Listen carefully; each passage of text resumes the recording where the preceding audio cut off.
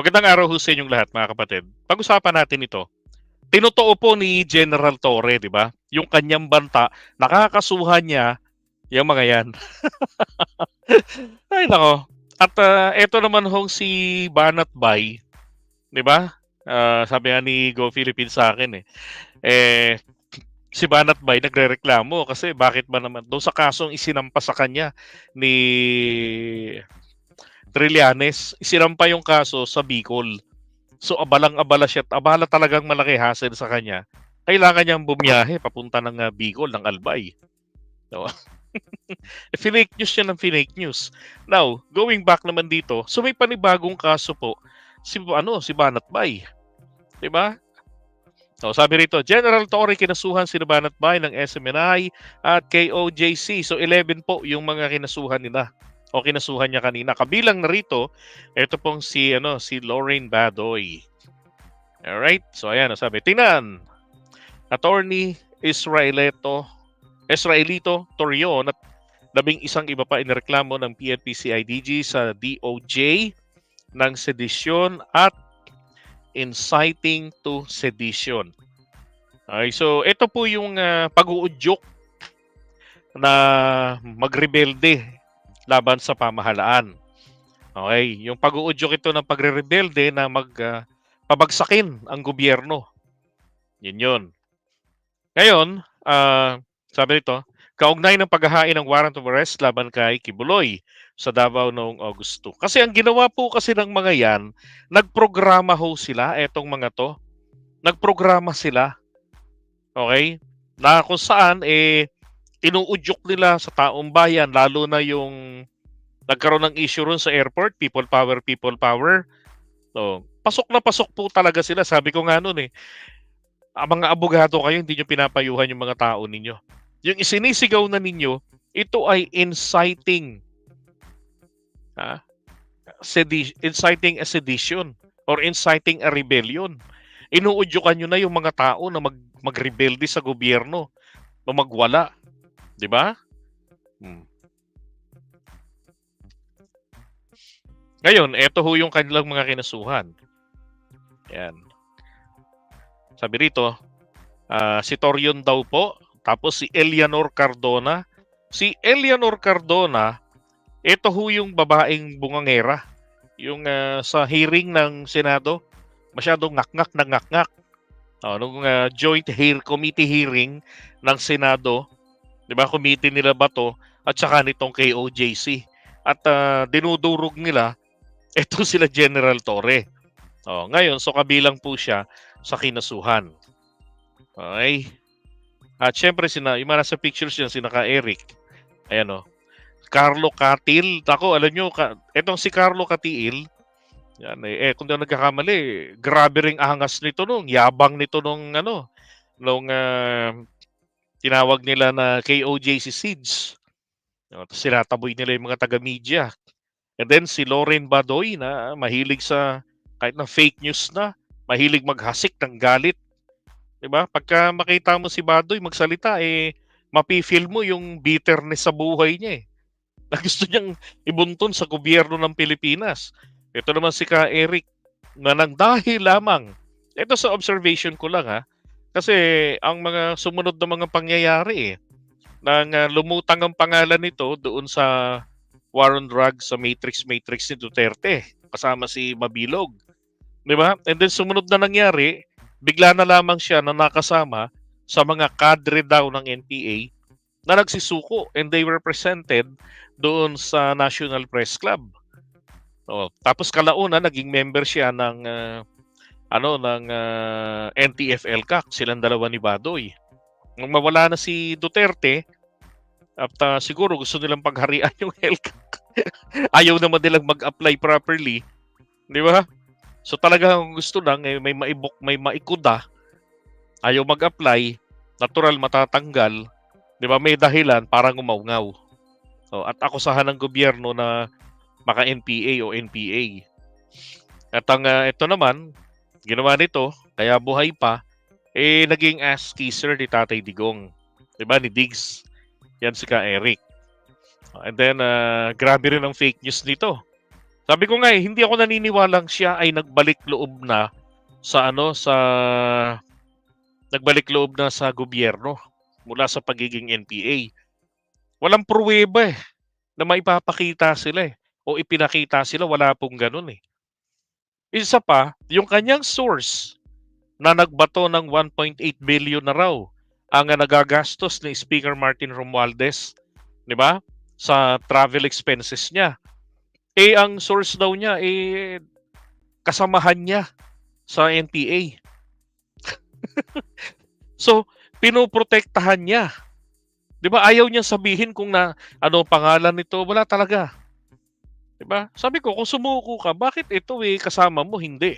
Matagal na pala ninyo itong tagabato ng impormasyon. So espionage na yung ginagawa nito. Nagbabato sa mga kalaban ng gobyerno ng impormasyon. Pero bakit hanggang ngayon hindi niya tinuturo kung sino yan? Staff pa pala ng isang senador. Oh, 'di ba?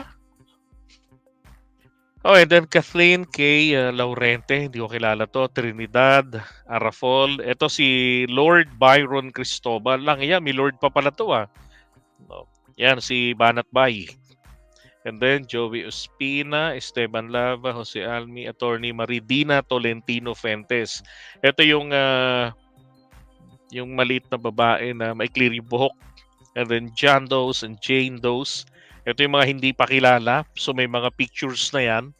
Yan yung mga siguro yan yung mga nagtakbo-takbuhan nung nagsigaw ng people power, bagsakin na si BBM.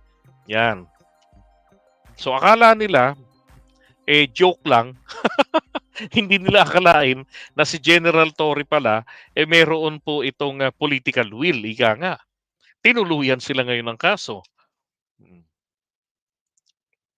Yan Diba? Masyado kasi silang tiwala nung Kikibuloy na pag-aari ni Kibuloy lahat, ang buong mundo, ang entire universe. Yan Banateros, Dada, wala po. Yan. So, ibig sabihin si Dada, wala, hindi kinasuhan. Kasi ang nakita ko lang dito ay etong si Byron Cristobal. Yan ang nakalagay lang.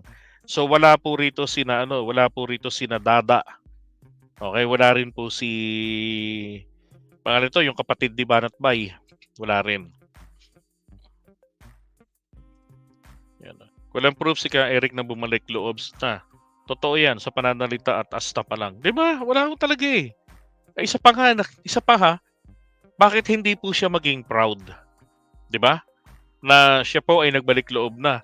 Kasi nangyari po niyan, kinabukasan, nakita na sa mga balita, binabanggit ng mga reporter ang pangalan ng isa sa mga kadre ay si Jeffrey Celis. So nagalit siya ron, bakit daw ni-reveal yung pangalan niya? Nakasuot pa siya ng bonnet, tawag dito, yung parang pang motor yata, naka-face mask, nakatago yung mukha niya. Di ba? Palagay ko may go signal diyan si PBBM. Alam niyo, sa tingin ko rin naman sa lahat na nangyari ito, including Quadcom, lahat-lahat ng yan, tingin ko lang may go signal ang presidente diyan. Hindi lang siya pwede na manghimasok. In fact, kaya nga sinasabi niya na yung sa etong ICC, 'di ba? Yung ICC. Sinasabi niya na wala nang jurisdiction, yung narrative niya na misleading. Sorry pero sinasabi ko sa inyo, yung sinasabi ni PBBM regarding sa ICC is actually misleading. Na walang misleading ito para doon po sa mga sa mga kampon ni na Duterte. Na wala nang jurisdiction sa atin ng ICC. Totoo po naman 'yun para sa akin. Totoong walang jurisdiction na ang ICC. Pero it is misleading para ron sa mga sa mga kampo ni Duterte. Na naniniwala po ng ganun-ganun lang 'yun. 'Di ba? Kasi nga alam rin naman ng presidente natin ano ba ang kanyang sinasabi, ano ba yung sinasabi niya na jurisdiction dito. 'Di ba? Kasi siya yung isa sa mga pumirma sa ratification ng ICC. Oh, 'di ba? So alam niya kung ano yung mga pinagdidebatihan doon ng Senado para maaprubahan nila 'yan. Dumating pa rito yung mga taga ibang bansa na nagre-request talaga na aprubahan na nila, i-ratify na ng Pilipinas ang Rome Statute. So alam ni PBBM na nakalagay doon, kapag umalis tayo o formal nang mawala sa kanila, mananatili ang kanilang karapatang mag-imbestiga sa mga kaso na lumitaw magmula po nung tayo ay maging miyembro hanggang sa tayo ay mawala na sa kanila bilang miyembro. So ibig sabihin po technically, may jurisdiction pa po, 'di ba? May jurisdiction pa ang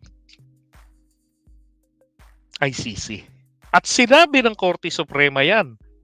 Noong 2011 na makipag-cooperate ang gobyerno ng Pilipinas sa ICC sa anumang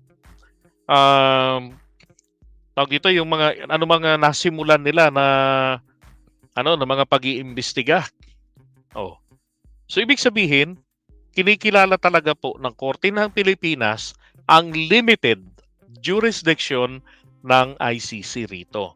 Now, for PBBM, ang sinasabi niya na wala namang jurisdiction na is sa current situation ngayon, yung mga nangyayari po, wala pong karapatan ng mag-investigate magmula pa nung petsa na naging formal at opisyal ang pag-alis natin. 'Di ba? Diyan sa ICC. Sinasabi rin niya na hindi tayo babalik sa ICC. Pero bakit hindi po niya hinaharang o ipinahaharang sa airport ang mga miyembro ng ICC? Narito na ang mga yan. 'Di ba? Kaya nga sinasabi nga ni Solgen, masyadong madaldal si Trillanes, supposed to be confidential ang tungkol sa ICC. 'Di ba?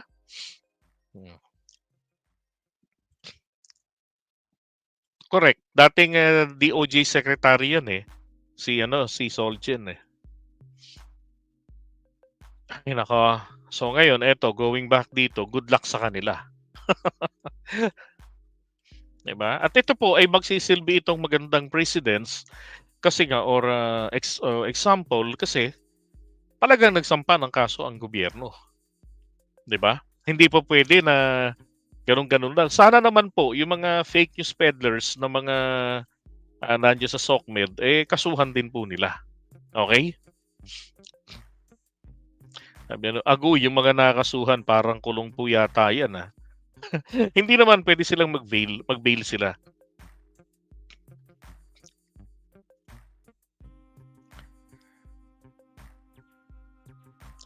Okay, iwan muna natin to.